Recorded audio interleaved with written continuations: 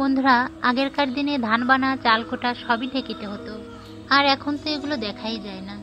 তো অনেকেই জানেন না যে কিভাবে ঢেকিতে চাল কোটা আর ধান বানা হয়ে থাকে। ঢেকে ছাটা চালের ভাত খাওয়া খুবই উপকারী, কিন্তু উপকারী হলেও এখন তো ঢেকে ছাটা চালের ভাত পাওয়াই যায় না। এই কাজটি করতে তো খুবই কষ্ট হয়। তখন কষ্ট হলেও করার কিছু ছিল না, এটাই একমাত্র উপায় ছিল। তো আমি একটি জায়গায় গিয়েছিলাম, সেখান থেকে ফেরার পথে দেখি চাল কোটা হচ্ছে, তাই সেখানে দাঁড়িয়ে ক্যামেরা বন্দি করে নিলাম।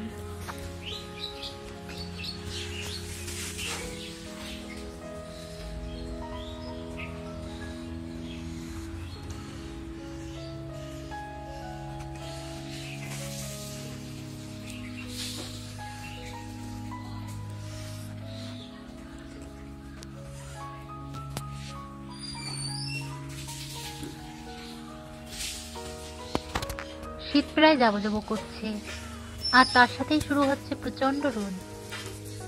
শীতের জন্য তো কয়েকদিন রোদই ওঠেনি, কিন্তু এখন আবার কয়েকদিন ভালোই রোদ হচ্ছে।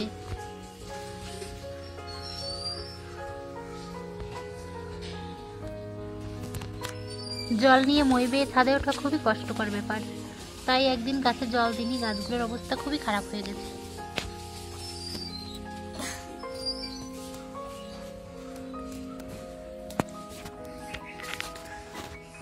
ছাদে জল দিতে ঝামেলা হয়, তাই গাছগুলো নামিয়ে নিয়ে এসেছি আজ।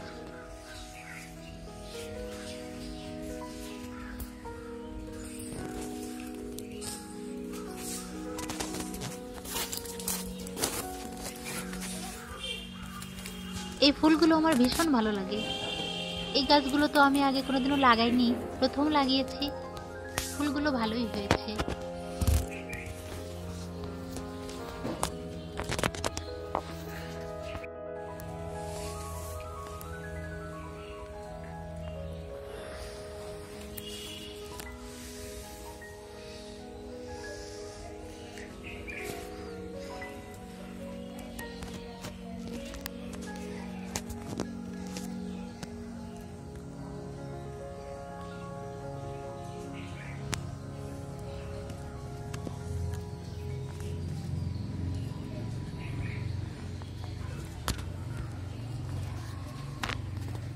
আমি সব ধরনের গাছ লাগাতেই ভালোবাসি। ভালোবাসলেও করার কিচ্ছু নেই, কারণ আমাদের বাড়িতে রোদই পড়ে না, আর রোদ না পড়লে কোনো গাছই ভালো হয় না।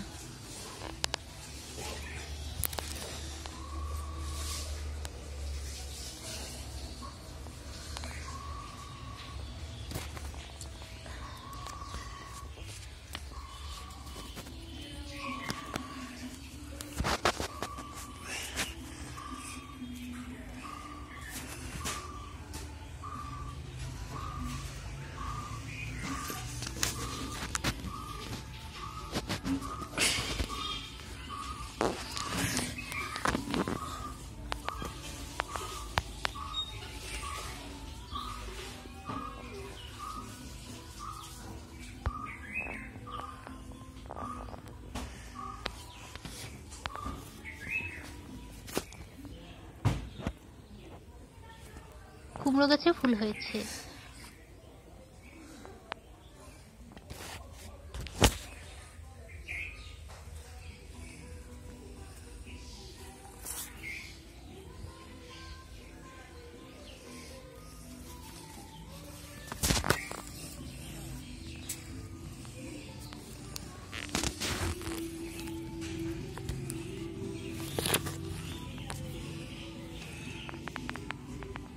এই লাল পালং গাছটিতে ফল ধরেছে, এগুলোই সামনের বছর লাগাবো।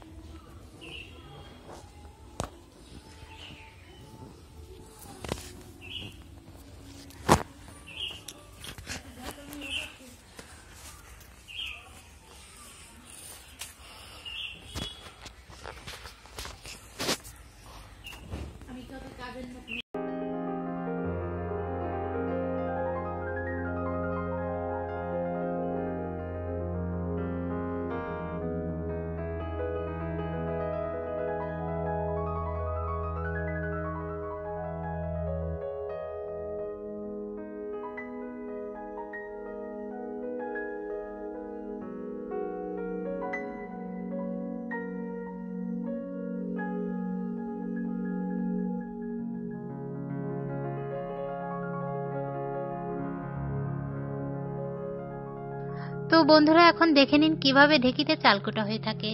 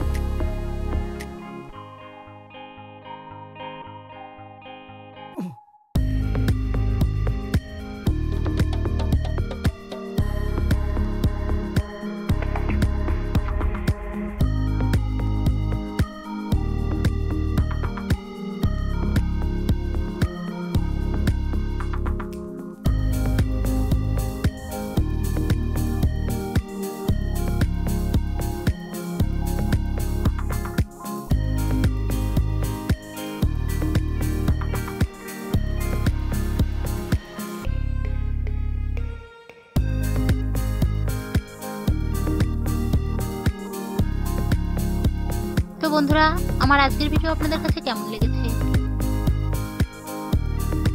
আজ এখানে বিদায় নিচ্ছি, দেখা হবে নতুন কোনো ভিডিওয়ে।